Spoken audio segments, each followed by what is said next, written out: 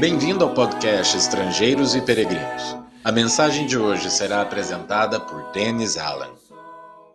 Recentemente, a minha família assistiu a 2 filmes com o mesmo tema.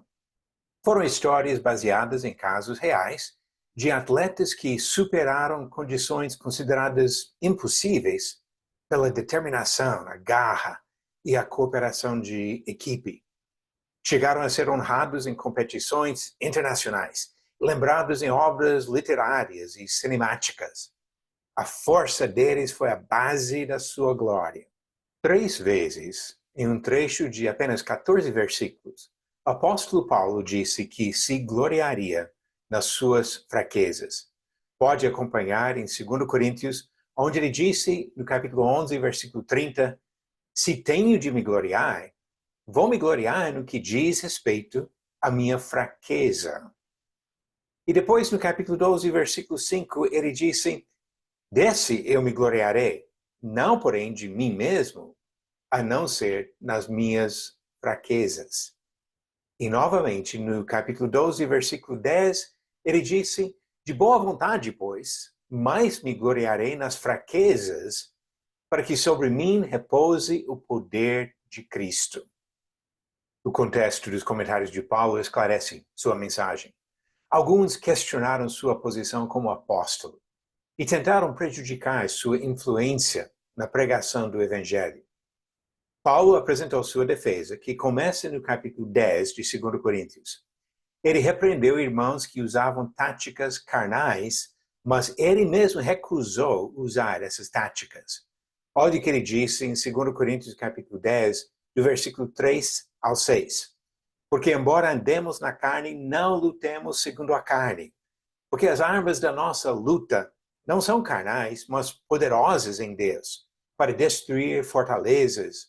Destruímos raciocínios falaciosos e toda arrogância que se levanta contra o conhecimento de Deus.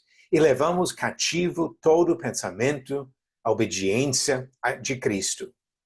E estaremos prontos para punir qualquer desobediência quando a obediência de vocês estiver completa.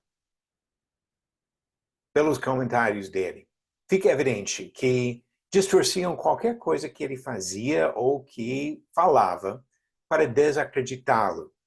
Em 2 Coríntios capítulo 10, versículos 1 e 2, ele escreveu, e eu mesmo, Paulo, peço a vocês, pela mansidão e bondade de Cristo, eu que, na verdade, quando estou com vocês, sou humilde, mas quando ausente, sou ousado para com vocês.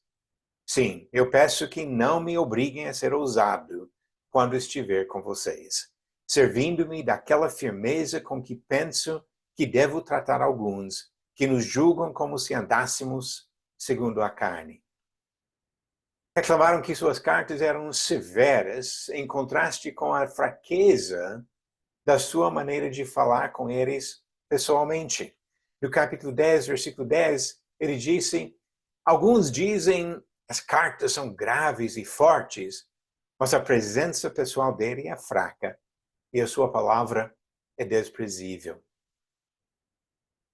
Paulo entendeu que o problema maior não foi sua vida ou reputação, e sim o efeito dessas críticas de diminuir o impacto da mensagem que ele pregava, o Evangelho de Cristo. Ele citou o histórico do seu trabalho e da sua vida como servo do Senhor. Isso ao longo do trecho que começa em 2 Coríntios 10, versículo 13, até capítulo 12, versículo 4. Ele falou da dedicação, dos sacrifícios e do sofrimento dos seus anos de trabalho como pregador da palavra de Deus. Como apóstolo, inspirado por Deus, até recebia revelações diretamente do Senhor. Nada disso, porém, foi motivo de Paulo se gloriar. Paulo não aceitou glória para si baseado nos seus feitos. Pelo contrário, quando ele se viu como pequeno, fraco e incapaz de resolver seus próprios problemas, ele se gloriou no Senhor. Em 2 Coríntios capítulo 12, versículos 9 e 10, ele relatou as palavras do Senhor.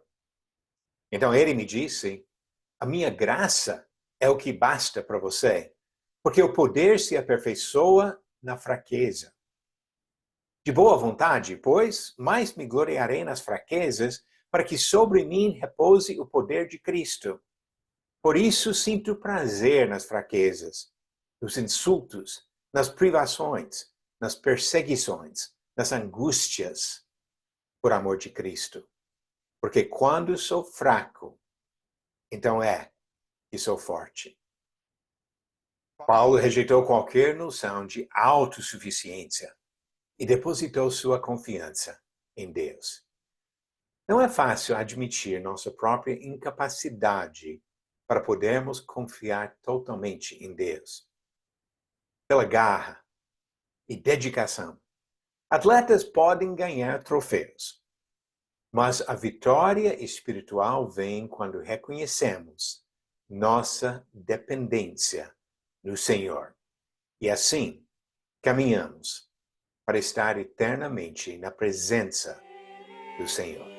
Obrigado por nos acompanhar nessa jornada pelas Escrituras.